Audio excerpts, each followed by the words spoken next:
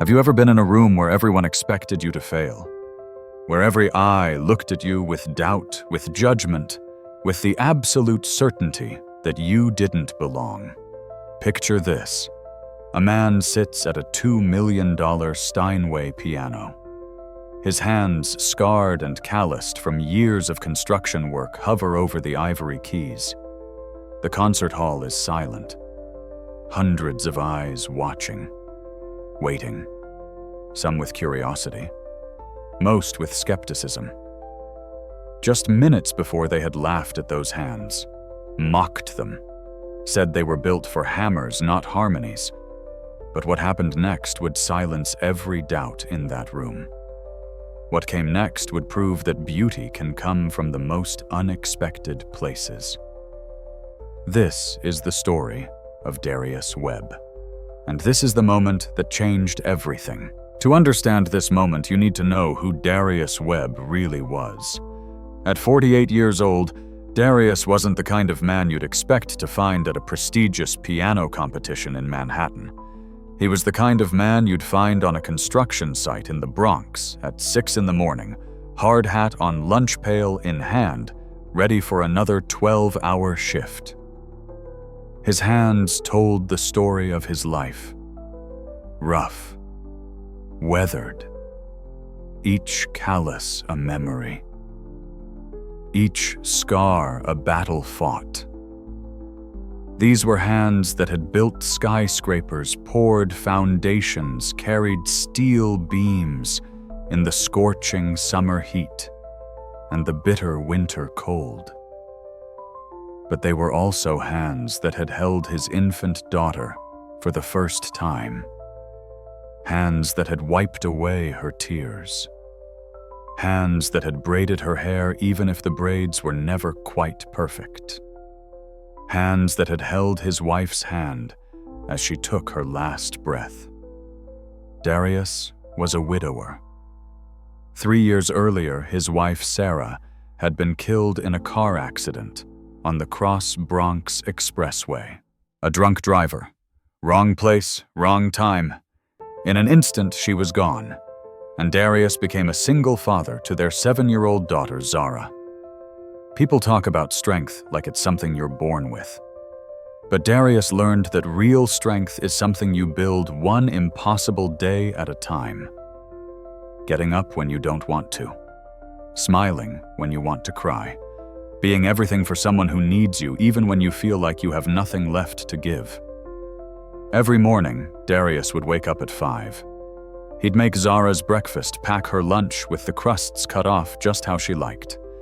He'd walk her to school even though it made him late for work sometimes. He'd work construction all day 12, sometimes 14 hours. Then he'd pick her up from the neighbor's house, make dinner, help with homework, give her a bath, and sing her to sleep. And oh, how he sang to her. Lullabies his grandmother had sung to him decades ago. Soft, tender melodies that seemed to come from some deep place in his soul. Zara would close her eyes, a smile on her face, and drift off to the sound of her father's voice. Those were the good days. But 3 months ago, the good days ended. It started with Zara getting tired easily. She'd come home from school exhausted, too worn out to play. Then came the fainting spell at recess. The teacher called Darius in a panic, and he left work immediately, his heart pounding the entire drive to the school. The emergency room, the tests, the pediatric cardiologist with the gentle voice, and the devastating news. Congenital heart defect. Severe. Life-threatening. The words hit Darius like a wrecking ball. His baby girl, his sunshine, his reason for breathing had a ticking time bomb in her chest. And without surgery, without a very expensive, very complicated surgery, she had maybe 3 months. 4 at the most. The doctor explained it all in clinical terms. Mitral valve prolapse, ventricular septal defect, numbers and percentages, and survival rates. But all Darius heard was, "Your daughter is dying." The surgery could save her. There was a specialist at Columbia Presbyterian one of the best pediatric cardiac surgeons in the country. The success rate was high, but the cost, $215,000. Darius felt the number crush him. His insurance covered some of it, but not nearly enough. After what insurance would pay, he'd still need almost $180,000. Money he didn't have. Money he couldn't imagine having. He was making $42 an hour as a construction foreman. Good money for what he did. But not enough. Not even close. He took on a second job. Night shifts at a warehouse. Then a third doing weekend security at an office building. He sold everything he could. His truck downgraded to an old sedan. Sarah's jewelry, each piece a memory he had to let go. The TV, the furniture. But even with 3 jobs and selling everything, the math didn't work. Time was running out faster than he could earn money. Zara grew weaker by the day. The sparkle in her eyes dimmed. She couldn't walk to school anymore. Couldn't play. Some mornings she was too tired to even get out of bed. And every night when Darius sang her to sleep, his voice would crack with the weight of helplessness. He was a builder. He built things, fixed things, made things strong. But he couldn't build his way out of this. He couldn't fix his daughter's heart with his bare hands. Or could he? It was a Thursday evening. Darius had just finished his warehouse shift and was walking to his car through the rain. He was exhausted. Every bone in his body ached. He hadn't slept more than 3 hours in days. He passed by a community center, and something caught his eye. A poster. Bright, bold, almost glowing in the dreary evening light. National Piano Competition. Carnegie Hall auditions. Grand prize, $250,000. Darius stopped. Stared. The rain soaked through his jacket, but he didn't move. A piano competition. $250,000. A memory surfaced. One he'd buried so deep he almost forgot it existed. He was 8 years old, sitting on a worn piano bench next to his grandmother Rose. Her apartment in the Bronx was small, cramped, but that upright piano was her treasure. She'd saved for years to buy it. Baby, she'd say, her weathered hands guiding his small fingers over the keys. Music doesn't come from soft hands. It comes from a soft heart. You got a soft heart, Darius? You're gonna do beautiful things. Grandma Rose had taught him piano from the time he could reach the keys. And he was good. Really good. By 12, he was winning local competitions.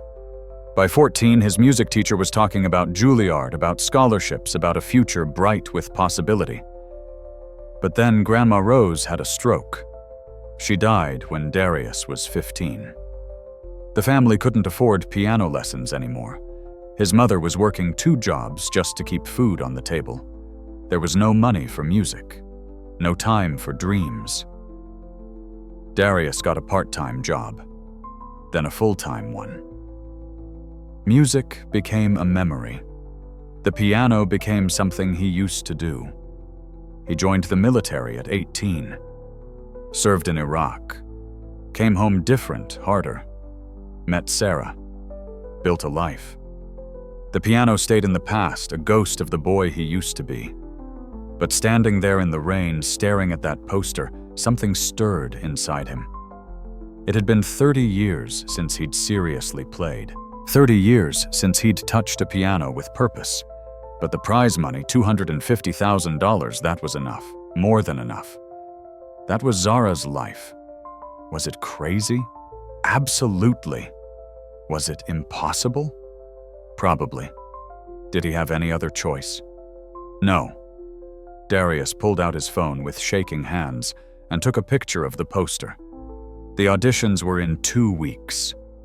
2 weeks to remember 30 years of lost music. 2 weeks to become something he'd stopped being a lifetime ago. That night, after Zara fell asleep, Darius went to the community center. They had an old upright piano in the rec room. He asked if he could use it. The janitor, an old man named Frank, shrugged and said, "Sure." Darius sat down at the bench. His hands hovered over the keys, and for the first time in 3 decades, he played.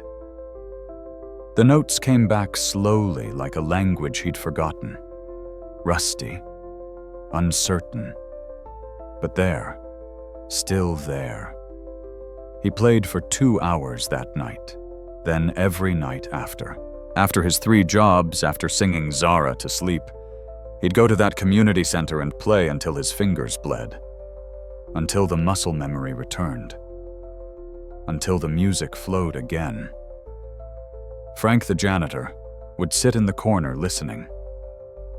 One night he said, "Son, I don't know where you've been hiding that gift, but it's something special." Darius didn't respond. He just kept playing. For Zara, for Sarah, for Grandma Rose, for himself. 2 weeks passed in a blur of work and practice and hope and fear. And then came the day of the audition. The address took him to a concert hall in Manhattan. Not Carnegie Hall itself that would come later for the finalists. But this venue was impressive enough. Grand. Elegant. The kind of place where chandeliers cost more than Darius made in a year. He stood outside for 10 minutes, just staring at the entrance. His old sedan looked pathetic, parked next to the Mercedes and BMWs lining the street. He was wearing his only dress shirt, a thrift store find paired with black pants that were a little too short, and work boots because he didn't own dress shoes. "You don't belong here," a voice in his head whispered. "Go home. This is humiliating." But then he thought of Zara lying in her bed, too weak to play, and he pushed through the door.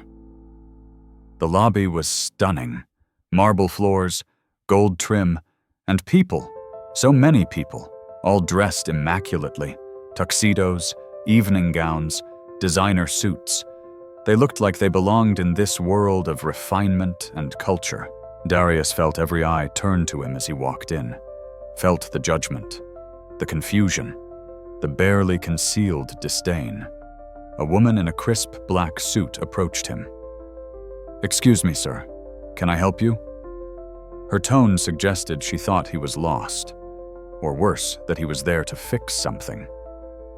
"I'm here to audition," Darius said quietly, "for the piano competition." The woman's eyebrows shot up. Oh, I see. Registration is at that table." She pointed across the lobby, and Darius walked over, feeling the stares burning into his back. The registration table was staffed by a young woman who barely looked up from her clipboard. Name Darius Webb. She scanned her list, found his name, checked it off. "You'll be number 47. Wait in the hall. They'll call you. No welcome, no encouragement, just bureaucratic efficiency." Darius made his way to the waiting area, a large room with velvet chairs where the other contestants sat. And what contestants they were. There was a young man, maybe 25, in a perfectly tailored tuxedo, fingers flying over his phone as he texted. His parents sat nearby, dripping with wealth. The mother wore diamonds that could fund Zara's surgery twice over. There was a woman in her 30s, blonde hair pulled back in an elegant bun, doing finger exercises while listening to music through expensive headphones. She moved with the confidence of someone who'd done this 100 times. There were teenagers, prodigies, no doubt accompanied by stern-looking instructors. There were older competitors, refined and polished. Everyone looked the part. Everyone except Darius. He found an empty chair in the back and sat down. His hands were sweating. His heart pounded. He closed his eyes and tried to remember the piece he'd chosen. Chopin's Ballade No. 1 in G minor, one of the most challenging pieces in the piano repertoire. Grandma Rose's favorite, Are you in the right place?" Darius opened his eyes. A man in his 50s wearing a suit that probably cost more than Darius's car was staring at him with undisguised skepticism. "Excuse me, I asked if you're in the right place. This is the National Piano Competition, not, a job fair." The man smirked, and a few people nearby chuckled. Darius felt his face grow hot, but he kept his voice steady. "I'm competing." "Really?" The man looked him up and down. "Well, this should be entertaining." More laughter. Darius said nothing. He just looked down at his hands, his rough, calloused builder's hands. And he thought of Zara. They called contestants in numerical order. Darius watched as one after another went through the double doors into the audition hall. Some emerged smiling. Others looked disappointed. The process was ruthlessly efficient. Number 47 was called just after 2 in the afternoon. Darius stood his legs shaky and walked toward the doors. The audition hall was breathtaking, a real concert hall in miniature. Tiered seating for maybe 300 people, though today it was empty except for the judges' table at the front. And there in the center of the stage under a spotlight was the piano. A Steinway Model D, 9 feet of glossy black perfection. Darius had read about these pianos. This instrument cost over $2 million. 3 judges sat at the table, 2 men flanking a woman in the center. The woman commanded attention immediately. She was in her 60s, silver hair cut in a severe bob, wearing a designer suit and pearls. Her posture was impeccable. Her expression was ice. This was Catherine Pembroke. Darius had looked her up. Renowned music critic, former concert pianist, came from old money. She was famous for her brutal honesty and her impossibly high standards. She'd destroyed careers with a single review. And right now she was looking at Darius like he was something unpleasant she'd stepped in. Number 47? One of the male judges said, glancing at his notes. Darius Webb. Darius walked onto the stage, his work boots echoing on the polished wood floor. Catherine leaned forward, slightly squinting. "Mr. Webb, I'm sorry, but are you certain you're in the correct venue? The contractor entrance is around back." The other judges shifted uncomfortably, but Catherine's expression didn't change. "I'm here to audition," Darius said, his voice quiet but firm. I can see that Catherine replied coolly. "But this is a serious competition for serious musicians. Do you have any formal training?" "Any credentials I studied when I was younger, with my grandmother." "Your grandmother?" Catherine's tone dripped with condescension. "How quaint. And when was this, 30 years ago?" Silence. Then Catherine actually laughed, a short, sharp sound. "You haven't played seriously in 30 years and you think you can compete here? Mr. Webb, this is not a community talent show. This is the National Piano Competition. The winner performs at Carnegie Hall and receives a $250,000 prize. Do you understand the caliber of talent we're seeing today?" "Yes, ma'am." "Then surely you understand how inappropriate this is. We have limited time, and frankly, you're wasting it." One of the other judges, an older man with kind eyes, interjected softly. "Catherine, perhaps we should let him play. Everyone deserves a chance." "Does everyone deserve a chance?" Catherine shot back. "Does someone who wanders in off the street deserve the same opportunity as people who have dedicated their entire lives to this craft? I think not." She turned back to Darius. "Mr. Webb, I'm going to save you some embarrassment. I suggest you leave now before you humiliate yourself further." The words hung in the air like a slap. Darius stood there frozen. Every instinct screamed at him to leave, to run, to get out of this place where he so clearly didn't belong. But then he pictured Zara, her smile, her laughter, the way she'd hold his hand when she was scared, the way she'd look at him like he was her whole world. He couldn't leave. He wouldn't. "Please," Darius said quietly. "Just let me play. That's all I'm asking. One chance." Catherine stared at him, her mouth a thin line. The other judges looked uncomfortable. Finally, the kind-eyed judge spoke again. "Everyone gets to audition, Catherine. Those are the rules." Catherine sighed dramatically. "Fine. But make it quick, Mr. Webb. We have a schedule to keep." She leaned back in her chair, arms crossed, the picture of bored skepticism. Darius walked to the piano. Each step felt like he was walking to his own execution. He reached the bench and paused. The piano was beautiful up close, pristine, perfect. He sat down slowly, adjusting the bench. The leather was soft, expensive. He looked at his hands on his lap. Rough, scarred, so out of place on this elegant instrument.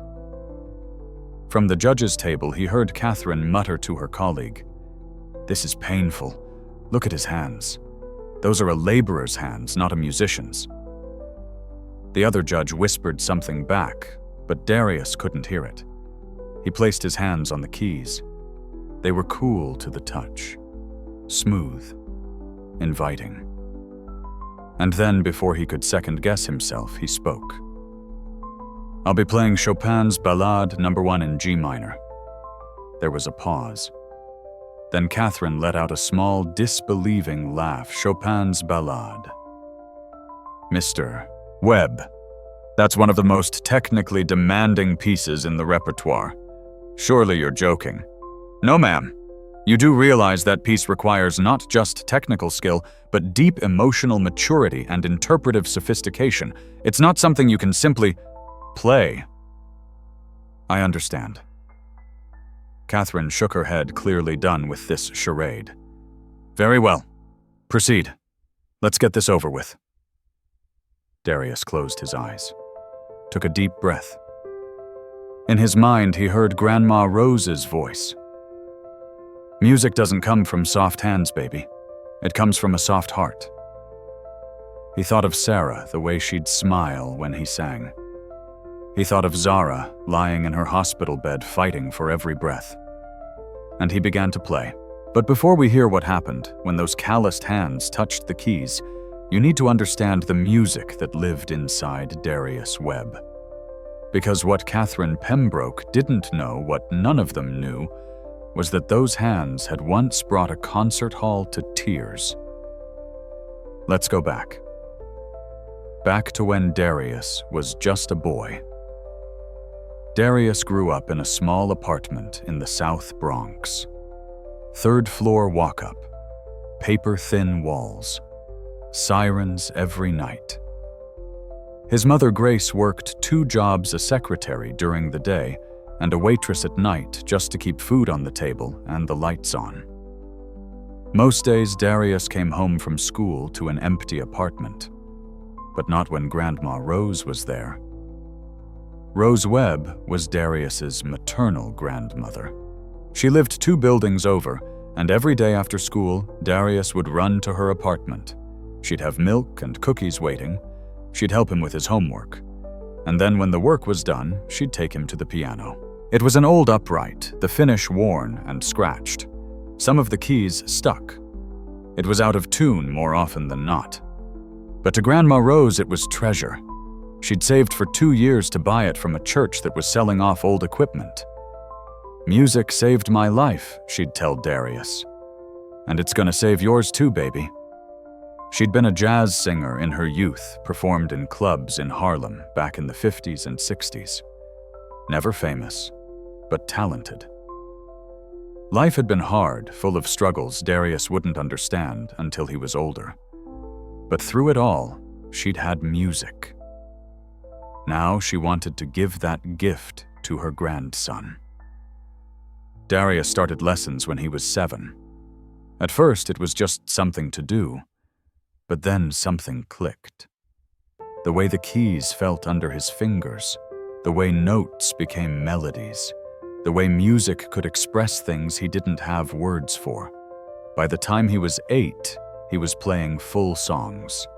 By 9, he was composing his own simple pieces. By 10, he was better than kids twice his age. His music teacher at school, Mrs. Patterson, called it natural talent, a gift. She started entering him in competitions. Local ones at first, church talent shows, community center recitals. Darius won, every time. By 12, he was competing in citywide competitions. By 13, statewide. People started to notice. This quiet boy from the Bronx, with the rough clothes and the shy smile, who could make a piano sing like angels. Grandma Rose would sit in the audience, tears streaming down her face, whispering, "That's my baby. That's my beautiful baby." She told him he was going to Juilliard, that he was going to be great, that the whole world would hear his music someday. And Darius believed her. He practiced 4 hours a day, before school, after school, late into the night. His fingers bled sometimes, but he didn't care. He was building something, building toward a future that glowed bright with possibility. His favorite piece was Chopin's Ballade No. 1. Grandma Rose played a recording of it constantly. Arthur Rubinstein's interpretation. She'd close her eyes and sway to it, lost in the music. "That's what I want to hear you play someday," she'd say. "When you're ready. When you really understand what it means." Darius worked on it in secret. It was too advanced for him, but he was determined. He'd struggle through the difficult passages, making mistakes, starting over again and again. And then, one day, when he was 14, everything changed. Grandma Rose had a stroke. Darius came home from school to find her on the floor of her apartment. She'd been making dinner. The pot was still on the stove, burning. She survived, but she was never the same. Half her body was paralyzed. Her speech was slurred. She couldn't live alone anymore. She moved in with Darius and his mom. Their small apartment became even more cramped. His mom had to cut back on work to take care of her. Money got tighter, much tighter. The piano lessons stopped. They couldn't afford them anymore. Mrs. Patterson tried to help, offered to teach him for free, but Darius refused. He felt guilty taking charity. And besides, he needed to work, needed to help his mom, needed to contribute. He got a job at a bodega after school. Then a second job on weekends at a warehouse. The money helped, but there was no time for music anymore, no time for dreams. Grandma Rose would sit in her wheelchair by the window, staring out at the street. Sometimes she'd hum. Old jazz standards, lullabies. The melodies were shaky, but they were there. 6 months after her stroke, she had another one. This one was massive. Darius was with her when she died. He held her hand as she took her last breath. She couldn't speak, but she squeezed his hand, weakly. And in her eyes, he saw everything she wanted to say. Be great, make music, live the dream I couldn't. She was 68. They buried her in a small cemetery in Queens. Darius didn't cry at the funeral. He couldn't. The grief was too big, too heavy. It sat on his chest like a stone. After she died, Darius stopped playing entirely. He couldn't. Every time he looked at a piano, he saw her, heard her voice, felt the weight of the dream that died with her. He was 15, and the boy who was going to Juilliard became just another kid trying to survive. He finished high school, barely, worked full-time, helped his mom pay bills. The future that had once glowed so bright now looked like a dead end. At 18, he enlisted in the army. It was a way out, a way to escape the grief and the guilt and the weight of unfulfilled potential. He was deployed to Iraq twice, saw things he'd never talk about, did things he tried to forget. Came home at 24 with medals he threw in a drawer and nightmares that wouldn't leave. He worked construction. It was hard physical labor that kept his mind busy. He was good at it. Building things gave him purpose, a different kind of creation. And then he met Sarah. She was a nurse at the VA hospital where he went for treatment. She had kind eyes and a warm smile, and she didn't push him to talk about the war. She just listened when he was ready. They dated for a year, married in a small ceremony at City Hall.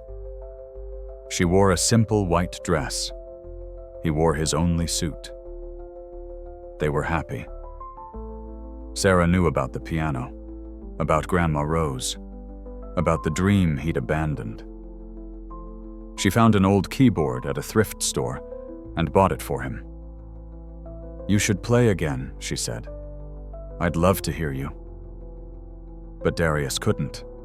The grief was still too raw, the guilt too heavy. He put the keyboard in a closet and never touched it.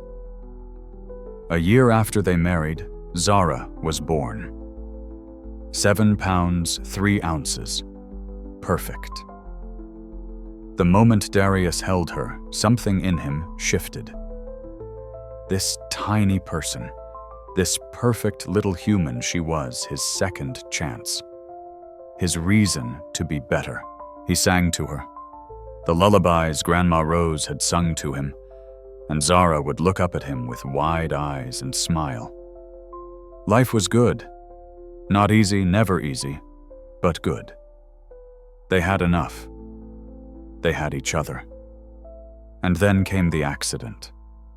Sarah was driving home from a late shift at the hospital. A drunk driver ran a red light, hit her car broadside. She died instantly. The drunk driver walked away with minor injuries. Darius got the call at 3 a.m. Zara was asleep. He had to wake her up and tell her that Mommy wasn't coming home.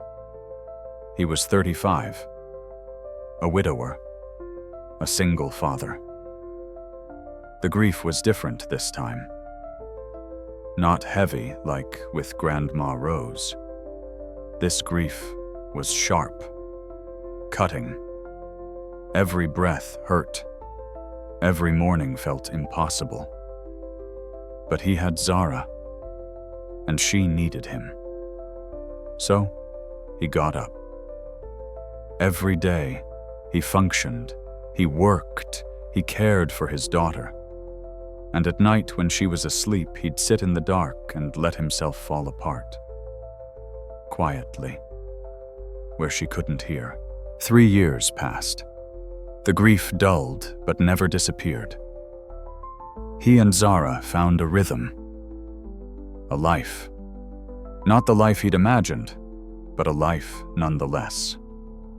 And then Zara got sick. The diagnosis felt like the universe was mocking him, like it was saying, "You thought you'd suffered enough. Here's more." But Darius didn't break. He couldn't, because Zara needed him. And that's when he saw the poster, the piano competition. Music, the thing he'd run from, the thing he'd buried, the thing that represented every lost dream and unfulfilled promise. It was his only hope. So after 30 years, after a lifetime of loss and grief and survival, Darius Webb sat down at that piano in the community center and played. And the music came back. Slowly, painfully, like a language he'd forgotten, but never truly lost. Every night after his 3 jobs, after singing Zara to sleep, he played. His fingers remembered. His heart remembered. And now here he was, on this stage, at this piano, with Catherine Pembroke watching, with everything on the line. His hands were on the keys, his eyes were closed, And in his mind, he heard Grandma Rose. "It's time, baby. Play. Play for all of us. Play for you." Darius's hands rested on the cool ivory keys. He could feel the weight of the silence in the hall. The judges waited. Catherine's skepticism was palpable even with his eyes closed. He opened his eyes and looked at his hands. These hands that had built buildings, that had held weapons, that had cradled his daughter, that had buried his wife, that had bled from work and grief and life. These were not a pianist's hands, not anymore. Maybe not ever. But they were his hands, and they were all he had. He looked out into the empty audition hall. The seats stretched back into shadow. In his mind, he filled them. Grandma Rose in the front row, smiling. Sarah beside her. Zara healthy and strong, waving. And he understood something in that moment. This wasn't about Catherine Pembroke or her judgment. This wasn't about proving himself to people who'd already decided he wasn't good enough. This was about Zara. This was about giving her a chance at life. This was about honoring everyone he'd lost by fighting for the one person he had left. This was about reclaiming the part of himself he'd buried under years of survival. He adjusted his posture, sat up straighter, rolled his shoulders back. From the judge's table, Catherine sighed audibly. "Mr. Webb, any time today would be fine." He didn't respond. He just closed his eyes again. Chopin's Ballade, No. 1 in G minor. 7 to 9 minutes of the most emotionally complex, technically demanding music ever written. It told a story, a journey from darkness to light, to darkness again. Loss and hope and tragedy and transcendence all woven into melody. Grandma Rose's favorite. The piece opens with a simple theme, deceptively simple, almost like a question being asked. And then it builds layer by layer, more complex, more intense, until it reaches moments of overwhelming power and devastating tenderness. Darius knew this piece, knew it in his bones, knew every note, every crescendo, every delicate passage. But knowing it and playing it were different things, especially after 30 years, especially with everything riding on this moment. His hands trembled slightly. He took a breath, held it, released it. In the judge's row, Catherine leaned over to the kind-eyed judge and whispered, "This is excruciating. Can we move this along?" But the other judge held up a hand.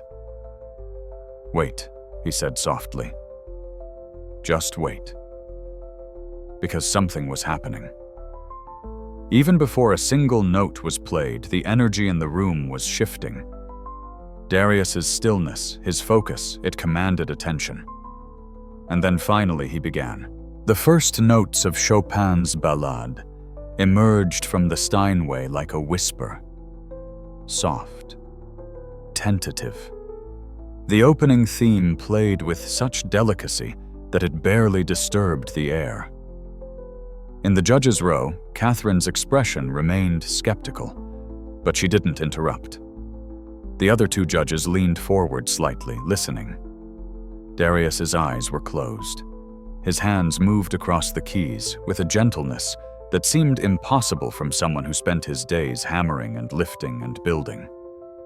Each note was precise, careful, like he was handling something fragile and precious. The opening theme repeated grew slightly more confident. Darius's posture relaxed into the music. His shoulders eased, his breathing synchronized with the rhythm. And then the first real test. The music shifted from gentle to complex. Faster passages, runs up and down the keyboard, technical challenges that separated casual players from serious ones. Darius's hands moved. Not quickly, not flashily, but with purpose, with certainty. The notes flowed, clean, clear, no hesitation. Catherine's eyebrows rose slightly. She uncrossed her arms. The music continued to build. Chopin was masterful at creating tension, at making you feel like you were climbing toward something, toward some inevitable confrontation with emotion. And Darius understood this. You could hear it in the way he shaped each phrase, the way he let some notes linger and pushed others forward. This wasn't just playing notes on a page. This was interpretation. This was storytelling. He reached a passage that required both hands to dance across the keyboard in rapid, intricate patterns. His rough, calloused fingers moved with surprising agility. Not perfect, there were tiny imperfections, but they almost added to the humanity of the performance. The kind-eyed judge glanced at Catherine. Her face had changed. The skepticism was fading, replaced by something else. Confusion, maybe. Or the beginning of recognition. The music swelled into the first major emotional peak of the piece. Here, Chopin moves from minor to major, from darkness to a glimpse of light. It's a moment of hope. Brief, fragile hope. Darius played it with such tenderness that it almost hurt to hear. His hands pressed into the keys with a gentle firmness, coaxing out a sound that was simultaneously strong and vulnerable. And in that moment, if you were listening closely, you could hear his story. You could hear the boy at his grandmother's piano. You could hear the soldier trying to forget. You could hear the father singing lullabies. You could hear the widower's grief. You could hear the desperate man trying to save his daughter. All of it, all of him, poured into the music. The third judge, a woman in her 50s who'd been stone-faced throughout, brought her hand to her mouth. Her eyes glistened.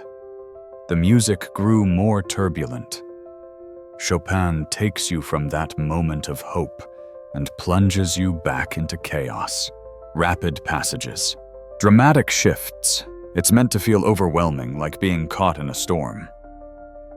Darius leaned into it. His body swayed slightly with the intensity. His hands flew across the keys, but not recklessly. Every note was intentional. Controlled chaos. Sweat beaded on his forehead. His breathing grew heavier. This was physically demanding music, and his body, tired from years of hard labor, was working hard. But he didn't slow, didn't falter. The storm in the music reached its peak. Crashing chords, running passages that covered the entire keyboard. Darius's hands moved so fast they blurred, and then just when it seemed like the music couldn't get more intense, it stopped. A pause. One beat of silence. And then the most beautiful part of the entire piece emerged. A melody so tender, so heartbreakingly beautiful, that it feels like the calm after devastation, like finding something precious in the ruins. Darius played this section slower than most would. He let each note breathe, let the melody speak. His face, if anyone could see it, was wet with tears. They fell silently as he played. He wasn't sobbing. He was just releasing. 30 years of buried emotion flowing out through his fingers. In the judge's row, Catherine Pembroke's hand had moved to her chest. Her mouth was slightly open. She was staring at Darius with an expression that looked like shock, like recognition, like shame. The kind-eyed judge had tears on his cheeks. The female judge was openly crying. Because what they were witnessing wasn't just technical skill. It was truth. Raw, unfiltered, painful truth translated into sound. The music built again. Chopin isn't done. He takes you on more journeys, more ups and downs. The piece is long, complex, demanding. But Darius didn't tire. If anything, he seemed to grow stronger as the piece progressed, like the music was sustaining him rather than draining him. He reached the final section. The end of the ballade is controversial among musicians. It's dark, tragic. After all the hope and beauty, Chopin ends in minor key, in dissonance, in unresolved tension. Some see it as pessimistic. Others see it as honest. Darius played it as a meditation on acceptance, on the reality that life doesn't always resolve neatly, that sometimes you just have to keep going even when the ending isn't happy. The final passages were technically some of the hardest. Rapid octave runs, big crashing chords. It requires power and precision simultaneously. Darius's calloused hands hammered out the octaves with surprising force. The sound filled the hall, commanding, urgent, final, and then the last chord, G minor, played with both hands, fort. He held it down. Let it ring. Let the sound fill every corner of the space. And then slowly he released the pedal. The sound faded. Not quickly, because the Steinway held the resonance beautifully. It faded like a sunset, gradually, gracefully, until there was silence. Complete. Total. Silence. Darius kept his hands on the keys. His eyes remained closed. His chest heaved with the exertion and the emotion. He'd done it. He'd played the entire piece. Start to finish. No major mistakes, no collapses. He'd made it through. Whether it was good enough, he didn't know. Didn't dare to hope. He just sat there in the silence and waited for judgment. 5 seconds of silence. An eternity. Darius finally opened his eyes. His hand slid from the keys to his lap. He blinked, trying to clear his vision, trying to return to reality from wherever the music had taken him. He turned slightly to look at the judges' table. All 3 of them were staring at him, not with judgment, not with skepticism, with something else entirely. Catherine Pembroke's perfectly composed face had crumbled. Her eyes were red. Tears had left tracks through her makeup. Her hand still pressed against her chest like she was trying to hold her heart inside. The kind-eyed male judge wasn't even trying to hide his tears. He was wiping his face with a handkerchief, his shoulders shaking slightly. The female judge had her hands covering her mouth, staring at Darius with wide, shocked eyes. Nobody spoke. Darius stood up slowly from the bench. His legs were shaky. He felt lightheaded. The adrenaline that had carried him through the performance was fading, leaving exhaustion in its wake. He cleared his throat. "Thank you for your time," he said quietly. His voice cracked slightly. He started to walk off the stage.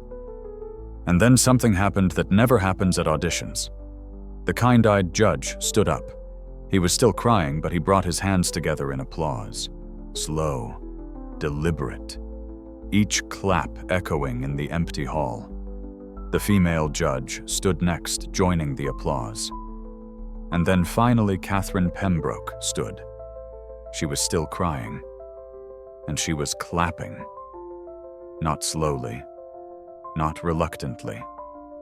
Hard, loud, like she meant it. Darius stopped walking. He turned back, confused. "Mr. Webb," Catherine said, her voice hoarse with emotion. "Please, wait." She came out from behind the judge's table, walked to the edge of the stage. Up close, she looked different than before. Older, more human. The armor of superiority had cracked. She started, then stopped, took a breath. "I owe you an apology. A profound apology." Darius didn't know what to say. He just stood there. Catherine continued the words tumbling out. I judged you the moment you walked in. I saw your clothes, your hands, your background, and I decided you weren't worthy. I decided you were wasting our time. And I was. Her voice broke. I was so wrong. She wiped her eyes, trying to compose herself. I have been critiquing music for 30 years. I have heard thousands of performances. I have heard prodigies and virtuosos and masters. And what you just played, she shook her head. That wasn't just technically proficient. That was art. Real art. That was a soul bared through music. That was honesty and pain and beauty all woven together. That was everything music is supposed to be. The other judges had joined her at the stage edge. The kind-eyed man nodded emphatically. She's right. That was extraordinary. The female judge added, I've never heard Chopin played like that. So raw, so real. Catherine stepped even closer. Your hands, she said, looking at them. I mocked them, said they were built for hammers, not music. But I understand now. Those hands have lived. They have stories, and that's what makes the music so powerful. You don't play like someone who studied in conservatories. You play like someone who's survived, who's fought, who's loved and lost. You play the truth. She held out her hand. I'm so sorry. Can you forgive me? Darius looked at her hand, then at her face. This woman who'd tried to send him away, who'd belittled him, who'd made him feel small. And he took her hand, shook it firmly. Yes, ma'am. Catherine smiled through her tears. Thank you. The kind-eyed judge stepped forward. Mr. Webb, we're not supposed to announce decisions at auditions. We usually deliberate and send out notifications. But, he glanced at the other judges. They both nodded. I think we can make an exception. He smiled broadly. You're through to the finals. No question, no debate. That was one of the finest auditions we've seen in the history of this competition. The words took a moment to register. Through to the finals. One step closer to the prize. One step closer to saving Zara. Darius felt his knees weaken. He nearly collapsed. Thank you, he whispered. Thank you so much. Catherine placed a hand on his shoulder. No, thank you. For reminding me why I fell in love with music in the first place, for showing me that talent and worth can't be measured by appearance or pedigree. You've given me a gift today, Mr. Webb, a lesson in humility. She paused, then asked, May I ask, why did you audition? What brought you here? Darius hesitated, then decided honesty had gotten him this far. My daughter. She's 10. She has a heart condition, needs surgery, expensive surgery. The prize money. It's her only chance. The three judges exchanged looks. The female judge had fresh tears in her eyes. Then you better win this whole thing, she said fiercely. The kind-eyed judge added, the finals are in 3 weeks, at Carnegie Hall. Be ready. Darius nodded. I will be. He walked off the stage through the double doors back into the waiting area. The other contestants were there waiting for their turns or their results. They looked at him curiously, some with the same judgment they'd shown before. But Darius didn't care anymore. He'd done what he came to do. He walked out of the building into the late afternoon sun and pulled out his phone with shaking hands. He called the hospital, asked to be connected to Zara's room. His daughter's weak voice came on the line. Daddy. Hey, sunshine. How did it go?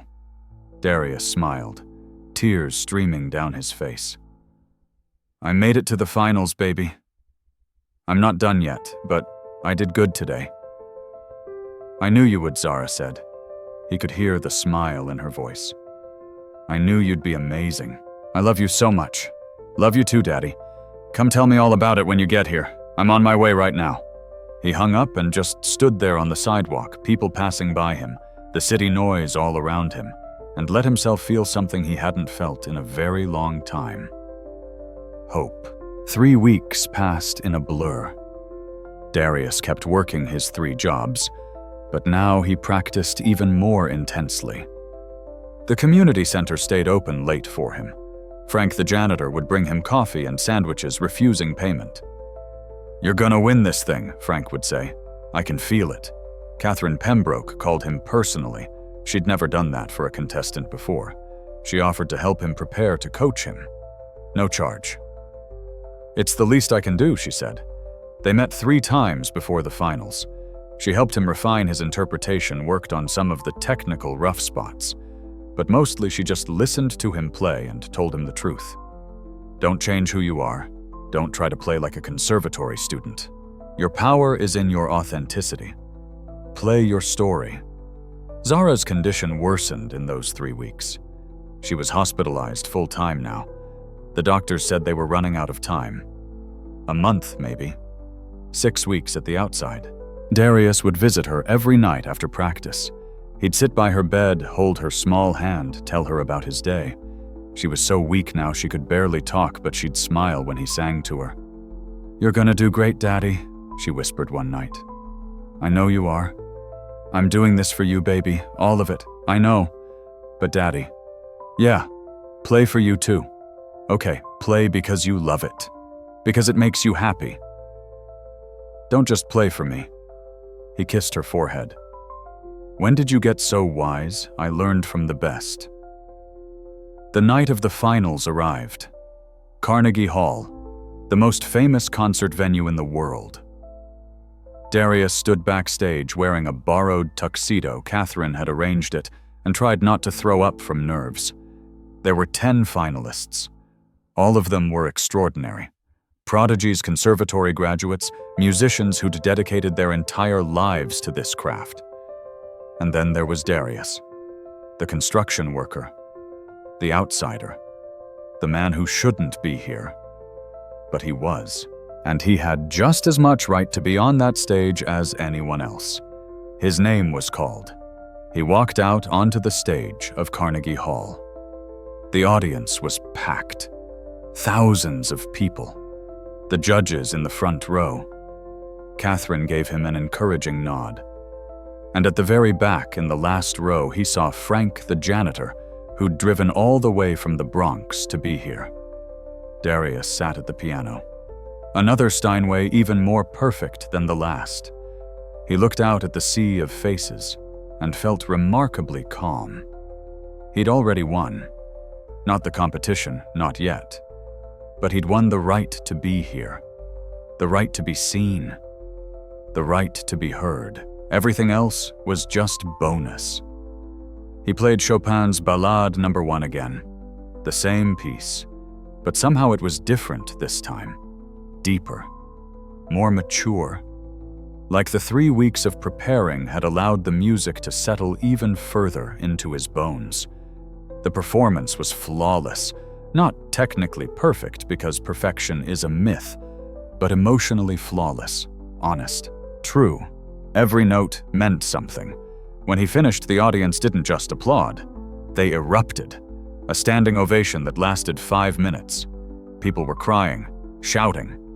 The other finalists waiting backstage came out to applaud him. Catherine Pembroke stood at the edge of the stage, tears streaming down her face, clapping harder than anyone.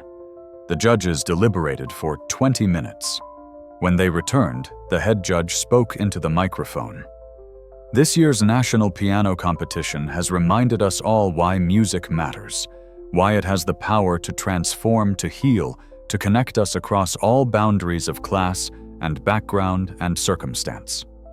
Our winner tonight played with technical skill, yes, but more importantly, he played with heart, with soul, with a truth that reminded all of us why we fell in love with music in the first place. He paused. The winner and recipient of the $250,000 grand prize is Darius Webb. The crowd exploded. Darius couldn't move, couldn't think, couldn't breathe. He'd won. He'd actually won. Zara was going to live. 2 weeks later, Zara had her surgery. The best pediatric cardiac surgeon in the country. The procedure took 8 hours. Darius paced the waiting room the entire time, unable to sit, unable to think of anything else. When the surgeon finally came out, she was smiling. The surgery was a complete success. "Your daughter is going to be fine. She's going to live a normal, healthy life." Darius collapsed into a chair and sobbed. Relief, joy, gratitude. All of it overwhelming him. He was allowed to see Zara in recovery. She was pale, hooked up to monitors and IVs, but she was alive. She was going to be okay. When she woke up, the first thing she said was, "Did you win, Daddy?" "Yeah, baby. We won." She smiled. "I knew you would." 6 months passed. Zara recovered fully. She was running again, playing again, laughing again. The sparkle was back in her eyes. She was a normal, healthy, vibrant 10-year-old. And Darius made a decision. He used part of the prize money for Zara's surgery and their immediate needs. But the rest, he invested in something bigger. He opened a community music school in the Bronx, in the same neighborhood where he grew up, where Grandma Rose had taught him, where dreams were hard to come by and even harder to keep alive. He called it Rose's Legacy Music Academy. It was free, completely free. Any kid who wanted to learn music could come. Piano, violin, guitar, voice. Darius hired teachers, bought instruments, created a space where talent could grow, regardless of economic circumstance. Catherine Pembroke became the school's biggest patron. She donated money, instruments, her time. She taught classes herself. The woman who'd once mocked Darius for his calloused hands now worked side by side with him to give opportunities to kids who looked just like he once did. Darius taught piano. He'd cut back his construction work to part-time so he could focus on the school. Teaching filled him with a joy he didn't know he'd been missing. And Zara, healthy and strong, took lessons from her dad. She was good. Really good. Maybe she'd inherited his gift. Maybe she'd carry it further than he ever could. One Saturday afternoon, a young boy came into the school. 9 years old, skinny, wearing clothes that had seen better days. He looked at the piano with longing. "You want to try?" Darius asked. The boy nodded shyly. "I ain't never played before." "That's okay. Everyone starts somewhere. Come sit." The boy sat at the piano bench, looked at the keys like they were magic. Darius guided the boy's small hands to the keys, showed him how to play a simple C major scale. The boy's face lit up. "I did it." "You sure did. You got a gift, I can tell. You keep coming back, and I'll teach you everything I know, for real. How much does it cost?" "Nothing. It's free. Music should be free. Dreams should be free." The boy's eyes widened. "Why are you doing this?" Darius thought about Grandma Rose, about Sarah, about Zara fighting for her life, about Catherine learning humility, about everyone who'd helped him along the way. "Because someone once gave me a chance," Darius said, "and I'm just paying it forward." As the boy practiced his scales, Darius looked around the classroom, at the kids learning, the teachers helping, the music filling the air. This place, born from desperation and grief, had become something beautiful, something lasting. He thought about the poster he'd seen in the rain. The impossible hope, the audition where he was mocked, the performance that changed everything. And he understood that music had saved him, not just financially, but spiritually. It had reconnected him to the part of himself he'd lost. It had reminded him that he was more than his circumstances, more than his pain, more than what others thought he could be. They say music is the universal language, and that's true. But what Darius Webb taught everyone who witnessed his journey is something deeper, something more profound.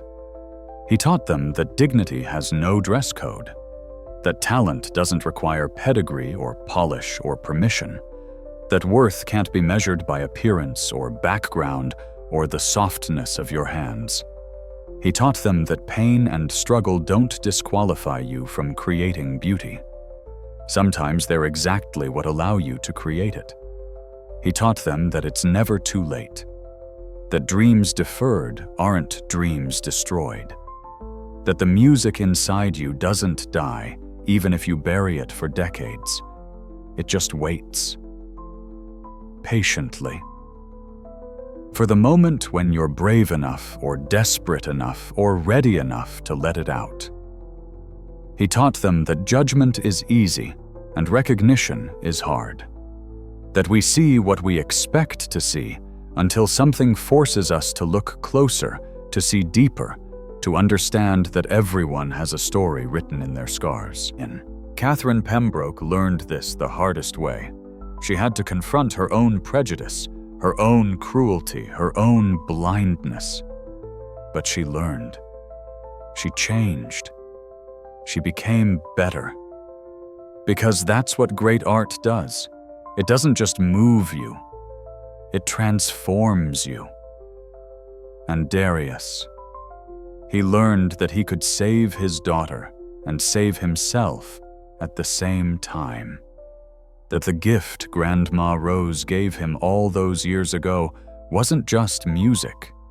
It was the knowledge that he was worthy, that he had value, that he could make beautiful things happen in an ugly world. The story of Darius Webb spread far beyond that concert hall. It went viral, as they say. News stories, social media, interviews. But it resonated not because it was unusual for a construction worker to be talented. It resonated because it reminded people of something they'd forgotten. That we're all more than we appear. That behind every face is a story, behind every pair of hands is a history, behind every person is potential we can't see unless we really look. Darius didn't just play a piano that day. He played truth. He played resilience. He played love and loss and hope and heartbreak. He played 30 years of silence broken by one desperate, beautiful cry for help. And the world heard him. Not because his hands were smooth and practiced, but because they were rough and real. Not because he played perfectly, but because he played honestly. Not because he belonged in that world of chandeliers and tuxedos, but because music belongs to everyone, and everyone belongs to music if they have the courage to claim it. So here's what I hope you take from this story. When you see someone who doesn't fit your expectations, who doesn't look the part, who seems out of place, pause. Look closer. Listen deeper. Because you never know when you're standing in front of the next Darius Webb. You never know when you're about to witness something extraordinary disguised as ordinary. And if you're the one who feels out of place, who thinks your dreams are too late, or too big, or too impossible, remember Darius. Remember that he walked into a room where everyone expected him to fail, and he silenced them not with words, but with the music he'd carried in his heart for 30 years. Your music is still there. Whatever it is, whatever form it takes, it's waiting for you to be brave enough to share it. Because in the end, it's not about where you come from. It's not about how soft your hands are, or how expensive your clothes are, or whether you fit someone else's definition of worthy. It's about where your heart can take you when you finally let it lead. And Darius Webb's heart. It took him from a construction site to Carnegie Hall, from desperation to triumph, from silence to symphony. It took him exactly where he needed to be. If this story moved you, if it reminded you of something you'd forgotten, share it. Tell someone, because everyone deserves to know that it's never too late, that talent lives in unexpected places, that music, real music, comes from a soft heart, not soft hands. And who knows, maybe your story, your music, your moment is just around the corner, waiting for you to be brave enough to sit down and play.